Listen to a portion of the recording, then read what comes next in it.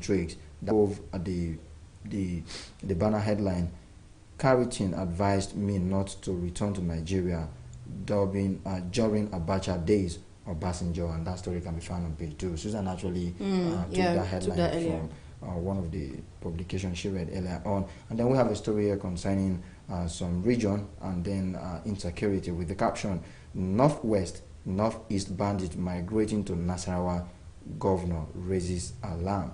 And you can get the detail of that story on page 30. Beside that, it seems every national daily this morning is having the story about the 774,000 jobs. This reads, 774,000 jobs. Reps Minority Caucus reject 30 slot for members. And that story can be found on page 28. And I'll take these last two here, which are above the nameplate. Dollar scarcity worsen, forces down. And stories like this actually break my heart, because the economy is not really breathing fine. And then we have our Naira devaluing at the moment again. It's more like a double disaster. Yes. But I think experts are actually coming up with solutions, already telling the authorities or CBN to stabilize forex so that it will maybe help the Naira a bit. The last one here I'll be taking this morning from the Nigerian Tribune reads, PDP presidency trade words over Oshomole's arrest talk in video. That can be found on page 24, and that form one of our major concerns for the day, because some people are already saying that it's a doctored video. Some have already labeled a video of mischief, and I say this is not the first time we've actually seen videos fly around or come out like that, and then we also get the same kind of things. I think this is where our tech savvy people need to get down to work and I think we need to know how to understand the authenticity of videos. Yes, because in this era, like I said, of social media, sometimes we really do not know. And what if it's true and we think it's false, and what if it's false and we think it's true?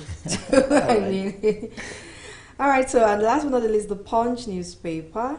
The headline reads, "Loan crisis." Okay. You do slow there. Okay. Right. Here we are. Loan crisis hits reps panel, ministry summoned over sovereignty clause. You can get that on page 2 of the Punch newspaper. And below that we have chairman digging into issues beyond his mandate, aggrieved member. We also have I won't stop probe, we must renegotiate dangerous clauses, says Osai. And then lastly, under that one, it says, no law permits China to seize government institutions, declares Bolaji Akinyemi. Now, above that, we have lawmakers probe failed $500 million Nigerian satellite contract, 180 million naira insurance. Page 2 of the Punch newspaper, reads that. Below that, we have this has been, greatly repeated in the papers this morning, 774,000 jobs. Reps reject slots. KMO dismisses protest. Beside that, lawyers compile tribunal records as Dewey appeals judgment. That was taken in the news. Yeah, in the news as well. And then no court order stopped the registration of 22 parties, says INEC. Now, below the picture story of, it says, soldiers arrest and battle with Malian president, PM citizens celebrate. Okay. Well, we also have Makinde orders rearrest of fleeing Oyo. Okay, that's not very clear. Oyo killer.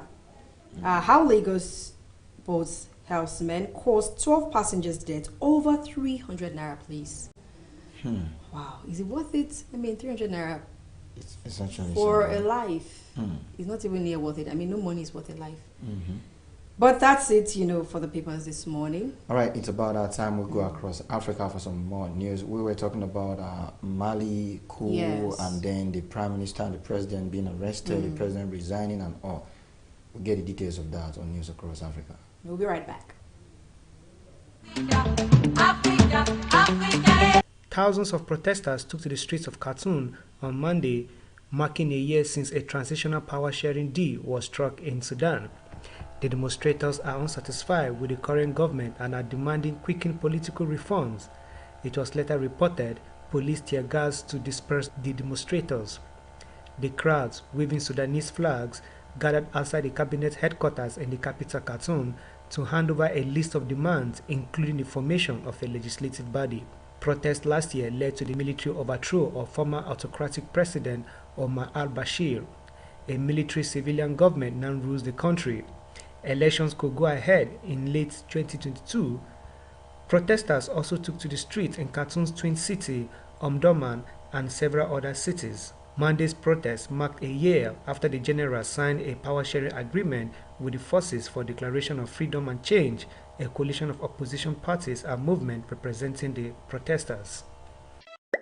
At least 17 civilians were killed and scores are wounded after an attack in Somalia at a high-end hotel on Sunday. Armed Al-Shabaab militants detonated a car bomb outside the hotel and stormed the building.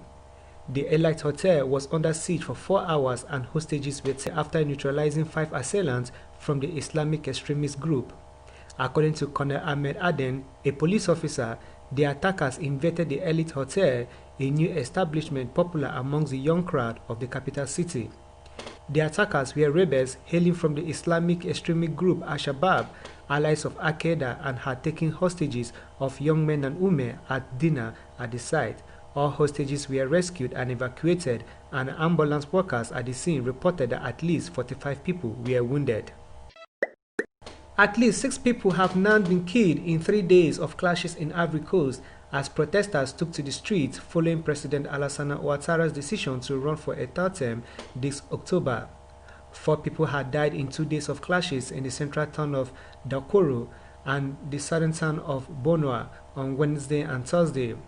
Another death occurred in Dakoro late on Thursday and yet another on Saturday when a 45-year-old standing guard with young men from a neighboring town got shot. Violence has now spread to the northern city of Ganoa.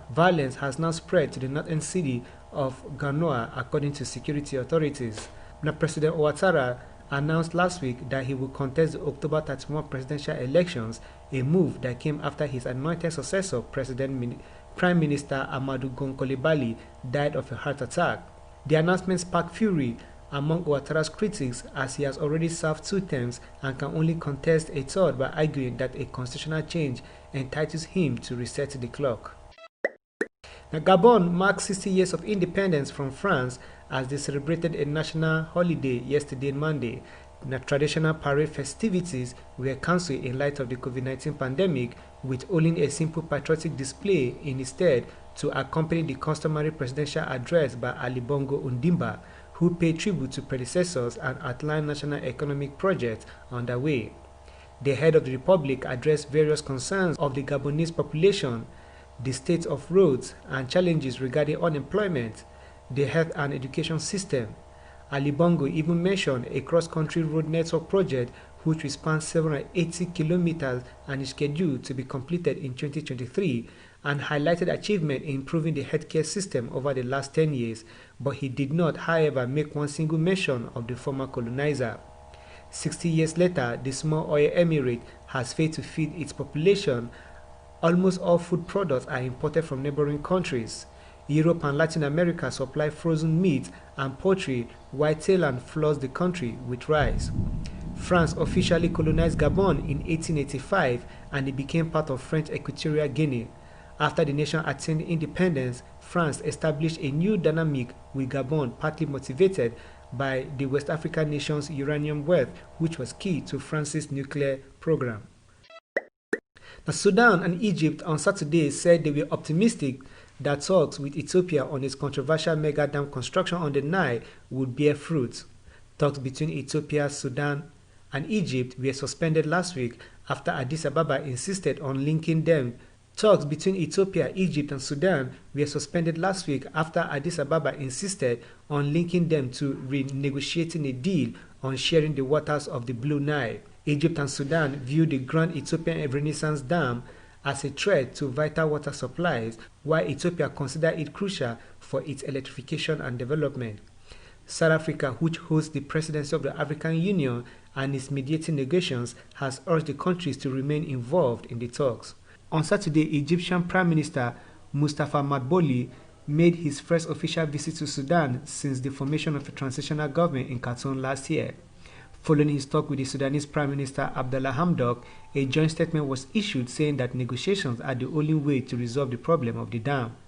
The two premiers said they were optimistic regarding the outcome of the negotiations held under mediation by the African Union, according to the statement. That is the much we can take on news across Africa. Daybreak Africa continues shortly.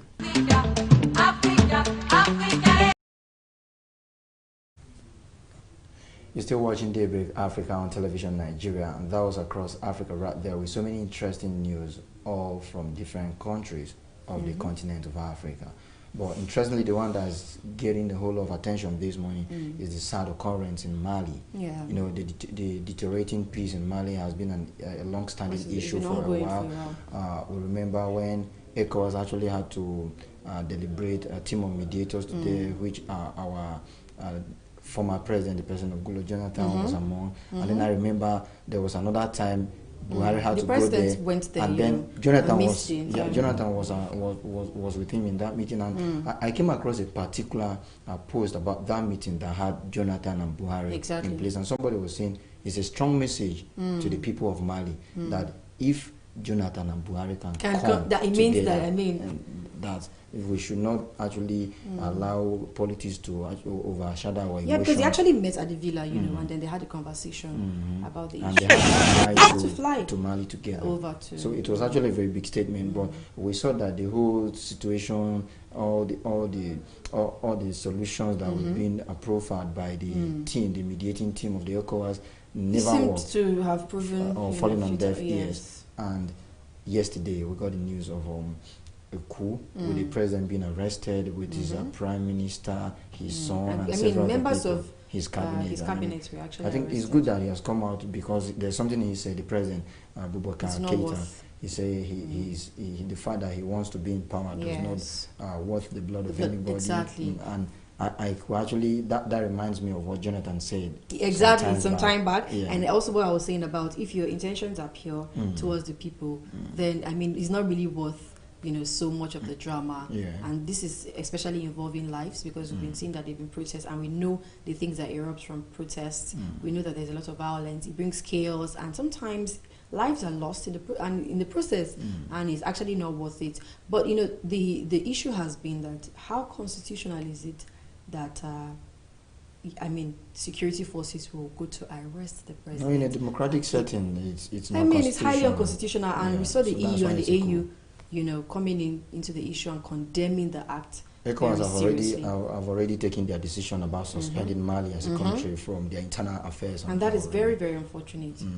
Yeah. It's quite unfortunate, in as much as you might want to look at, okay, because people will want to say, okay, if people are saying that, okay, maybe staging that coup is not the right thing to do, or would have been the right thing to do. We all know that, okay, there was this call by the ECOWAS mediating team for a central government of unity to be formed, and then people were actually clamoring for percentages of representation they wanted to have in the government, and people were saying, okay, but it seems the opposition was never okay with it, and that's where the problem largely lies. And then I was seeing allegations of cases like, okay, corruption, bad economy, jihadist agenda, insecurity and all of that. And then I saw in some quarters yesterday when they were talking about the military were being owed as well. I think that was the last one that they couldn't hold the final straw that broke the camel's back. I know you're going to say that, but it's really unfortunate that we have to talk about this when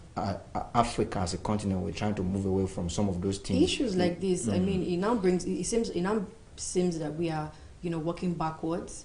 You know, we're trying to look forward and see how all this can be stopped, and then in an instance that this kind of things happen, even though there are a series of arguments, like, because we need to balance it off from people who might want to see, okay, this could help in some cases. You know, there was almost a similar thing that happened in Zimbabwe when Mugabe was ousted.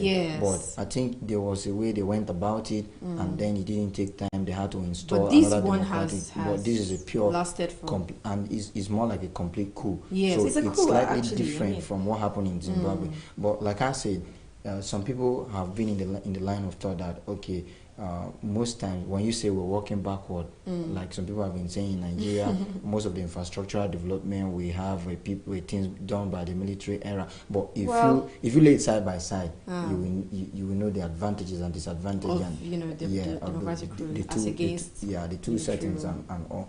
So I think the Mali just need to, especially I was actually dodging that way because of the way it sound from the part of the continent we're in at the moment. But like especially the opposition, because I was saying something earlier, and I said, how is the president largely responsible for the issues that are going on? I mean, we can see that even in Nigeria. We see how much the administration has been working, and how the president has been, about the people and for fairness and justice and equity and all that. But regardless, I mean, thank you. Their daily lives. So I mean, it now gives you some worries. You're wondering if there are no other things playing in the background and all that, because in every nation there are crises. And there are issues that can actually be beyond leadership. So the fact that this blame is directly has been pointed at the president, and you've been protesting for his removal. I mean, it speaks. I mean, I think there is more to it than meets the eye, but it's good. He took the right step by stepping down peacefully, so he could end all this chaos. All right. Having said all of that, we still keep our fingers crossed, and then the whole world is actually keenly watching to see how it unfolds at Mali, especially with that strong decision by the ECOWAS. It will send a signal to them, and so that I mean, it's like we are watching you, so you guys better slow down.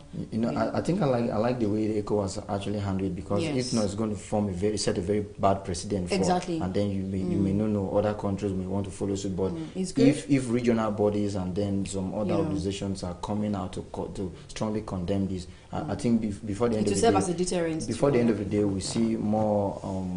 I wanted to use head of state, but this is a very sensitive issue. So more president, they will come out to condemn it, and then we see how Mali will go about it, and see how they can maybe conduct election and then have a democratic government back. Okay, so anyway, since they're condemning, let's wait and see for the next administration. I hope that these things do not still linger on. Then we'll know if the president was actually the cause of the issues or not. All right, let's take you straight to our next package, and that's actually coming from our health desk, and it's all about healthy living.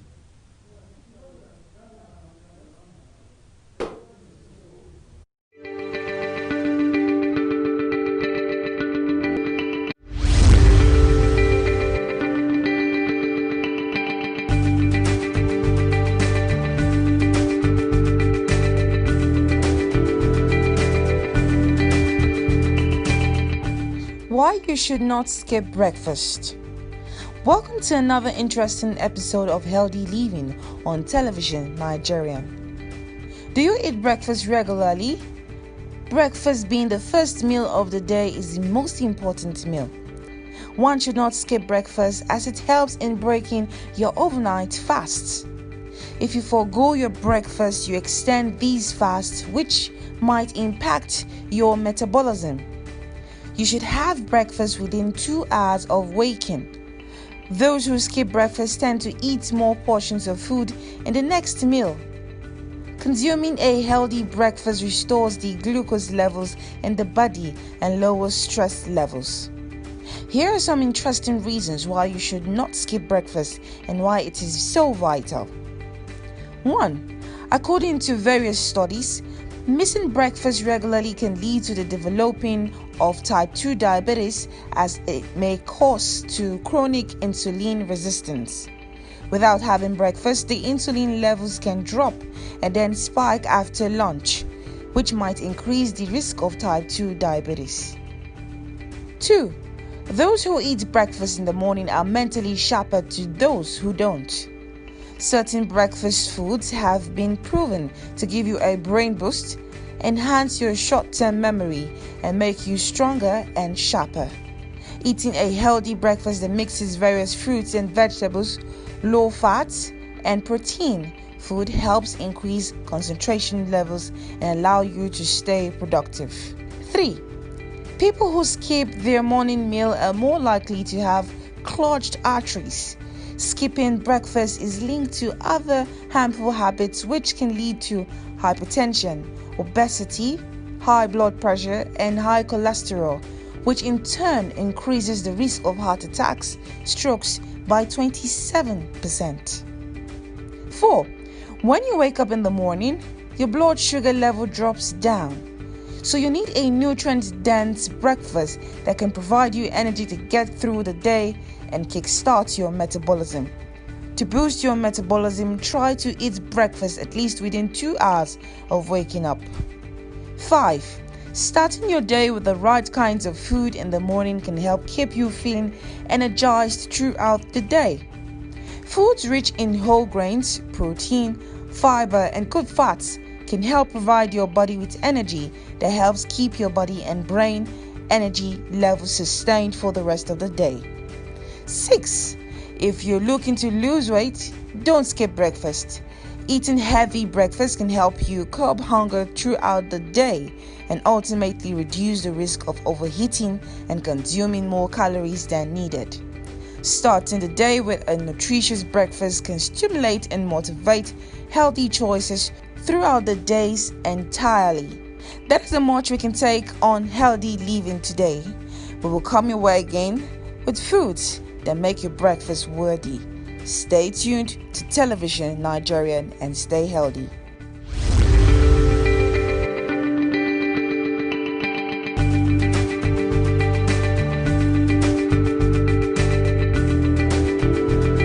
We'll come your way again with food.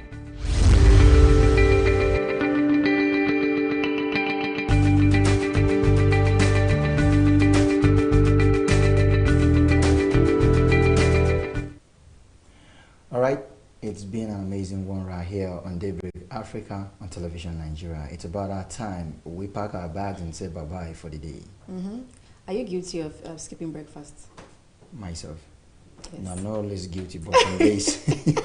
How about you? You didn't see that coming on, did you? I didn't see that well, coming. recently I've been trying. I used to be very guilty. I've been trying recently. Same goes for me. Yeah, okay. Okay, you already heard from for yourself from our health desk, so you don't skip breakfast because there's more danger to it than we just think. Yes. I saw several serious ailments that can be traced to skipping of breakfast, and then how your brain cannot function optimally and all. Yeah, the whole issue of breakfast, lunch, and dinner has been highly misconstrued because some people actually feel that dinner is more important. You know, when I'm done with everything, I can now eat and settle down. But breakfast is actually. You know, there was a day I was telling Messenger, they will tell you eat breakfast like a king, take lunch like a prince, and then take dinner like a slave. That's actually how. I mean, that's actually how it should be. You know, MJ was asking me if you take breakfast like a king, that will tend to make you sleep through. Anyways, well, actually, it depends on what you're taking because there's certain proteinous foods that you take for breakfast and you become so heavy. I and you will not be here. We'll be somewhere else taking a nap. That's good. All right, that's the most we can take on today's edition of the program. Like I said, we'll be doing this again tomorrow, same time, same place. Until then, my name is Elvis Oga. And I am Susan Achin. Meanwhile, we'll be leaving you with a package, and it's a street creed on the difference between flirting and cheating. Flexing is just fun, and cheating is when you are loving somebody outside. Cheating is for marriage man, while flexing is for single brothers. You can cheat someone. Flexing, if you have the money. You can flex and collect money. Well, cheating is sleeping with the man. The difference is very, very clear. They are all the same.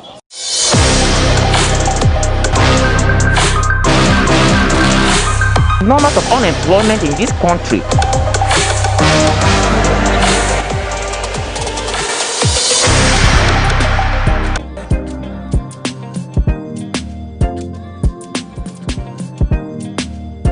People believe that as married men, they don't cheat. As in hanging out with girls, it's not cheating. It's not cheating. It's a flirting. So I want to know, to you, what do you think is different between flirting and cheating? What is different between both of them? Yeah, it's actually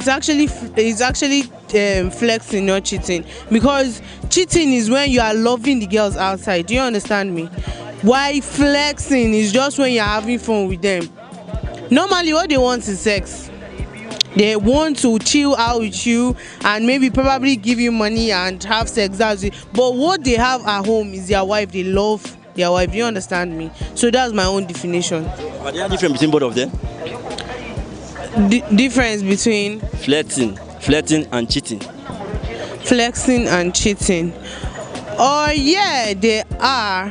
Flexing is just fun, and cheating is when you are loving somebody outside. So do you mean that having those fun outside their partner is not cheating? To me, it's not. To me, it's just they are just having fun. Yeah. So you going out with another man is not cheating? Like me, if because I'm single right now, so if I'm actually going out with another guy and I have a boyfriend, if I don't love the guy, I just want to go out with him for money, is just flexing. But if I'm loving him, that means I'm cheating. Cheating is when you are cheating on your partner. While flexing is when you carry girls around, you go to a club and do it. That's the two difference. There's a difference between cheating and flexing. So if married men carry another girl to going out, what do you qualify it? Cheating. Cheating is for married men, while flexing is for single brothers. How do you mean? Cheating is when you have a wife and you still go outside to meet a man, that is cheating. As for me, if I have a girlfriend and I still go outside with other girls, that is flexing. If I have carry another girl and just sit out and drink, just drink and return, we say it's cheating? No, it's not. It's not a cheating. Which one do you call cheating? Cheating is when a man that have a wife leave his wife at home and hang around with other girls outside. That is cheating. Flirting and cheating are going in the same line because two of them are part of immorality. Because cheating, that flirting can make you to be involved yourself in such a character that is not ideal, even Islamically or Christianity or biblically. Understand? Because you cannot go near a girl that they are not your wife. And even that if you want to marry, just go ahead and marry. You cannot go hanging around, flirting, drinking, and so on. Understand? Then cheating, you know, everybody know what all about. Cheating is all about. It's not good. So two of them are immorality. So there is no any difference between flirting and cheating. They are going hands to hand. Don't you think cheating is more lesser than? It's not lesser. They are almost the same. It's almost the same. So for me, to involve in cheating, it's better for me to involve in flirting, because on the process of flirting, maybe I can even marry another girl somewhere else. But cheating, it's totally, I don't want anybody to involve in such kind of character. That means there is difference between two. Yes, there is a little bit different, but not that much, sir.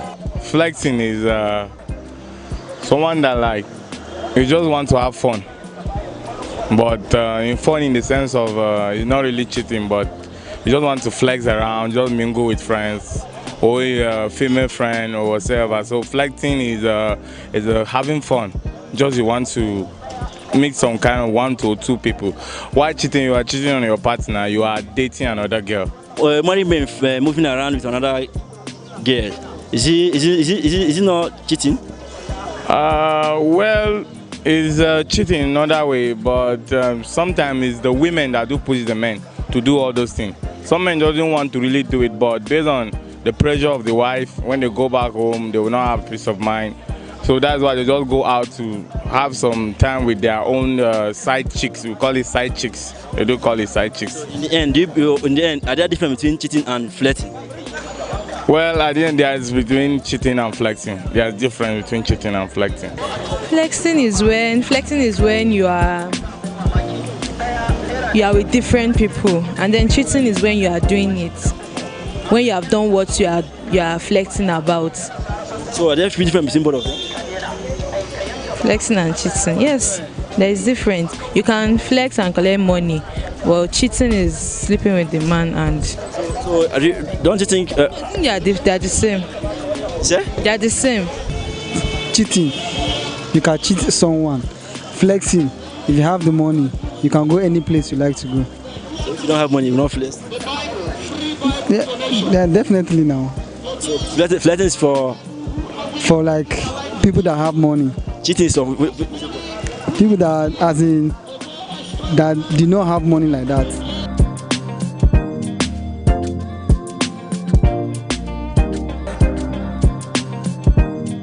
People said married men don't cheat. Is that true? No. What about married women? They don't cheat? No. I want to know what is the difference between cheating and flirting? Cheating is when you marry and you're cheating on your wife. What about flirting? Flirting, where you hang out with people, different type of men. So hanging out with different people is not cheating? It's cheating too. So what is the difference between both of them? They are all the same. They are all the same. Cheating, the difference is clear. Nigeria alone is cheating. We are cheating in this country. So difference is clear. When you cheat on your wife or your girlfriend, it's part of cheating. When you do bad things, it's still cheating. So the difference is very, very clear. So what about flirting? What do you see as flirting? About flexing, you know, sometimes we married men, we like flexing. So sometimes maybe my wife will be not around, I will carry another woman and flex. That's just it. So you flex with another woman? That is part of enjoyment now. You know, this Nigeria alone is making somebody to be tired. So what you want to, when you don't have, maybe your wife is not around and you don't have any companion, you need to call, even though if it's your side chick. You know, sometimes we marry women, we have side chick. We call her side chick to come and side chick us. So that is cheating now? Yes. So now I'm asking you, what is the difference between cheating and flirting? The difference is clear now. Cheating is when you cheat on your girlfriend, and flexing is when you just want to flex. So it's not cheating? It's not cheating now. How will you be cheating again? People say married men don't cheat. Is it true? It depends. Some cheat or some don't cheat. Okay, now, can you tell me the difference between cheating and flirting? Okay, cheating, maybe by having many girlfriends outside apart from your wife. It's cheating? Cheating. Not flirting? Flirting, maybe once in a blue moon. Maybe if your wife traveled, we flirt. Can you explain what you mean by flirting? Flirting maybe by going to a club, one club to another. So just only going to club? No, carry babe now. So you carry baby when your wife is not around? Yep. Wow. So are you telling me that you carry baby when your wife is not around to flirt? Yeah, we can flirt. No, flirting maybe can be any occasion, maybe like when you all those celebration period. So that's can flirt. Flirting, one can be enjoying himself, you understand? But cheating, right? You say cheating. When you are married and you feel like having a relationship outside is forbidden, even in the sight of God, so it's not good. Is that cheating? Is that cheating or flirting? That is cheating. Flirting to some of the people is like enjoying yourself now. Being enjoyment to some of the people that doesn't have regards to their marriage. Understand? But what I mean, what is the difference between cheating now and that flirting? Cheating is cheating is when you are going out with other maybe as a married man or as a married woman, you go out with other people, with somebody, to sleep with somebody, to make. In fact, I don't really know how to put it, but just to cheating is going out with another person. But do you think there is different? They're having going out with another person. So what I mean? Your own spouse. What I mean now, are there difference between cheating and flirting? Cheating and flirting, there's not much difference. I don't say there's not much. They are the same? There's not much difference there. It's almost the same thing. If you cheat and you are flirting, it's almost the same thing. Because if you say that you are flirting now, you're doing almost the same thing. Where you are going out with other your girls as a man, you are going out with girls, as a woman, you are going out with men. Going to clubs, doing all those things, enjoying yourself in the beer parlor, all those things. So I don't see any difference.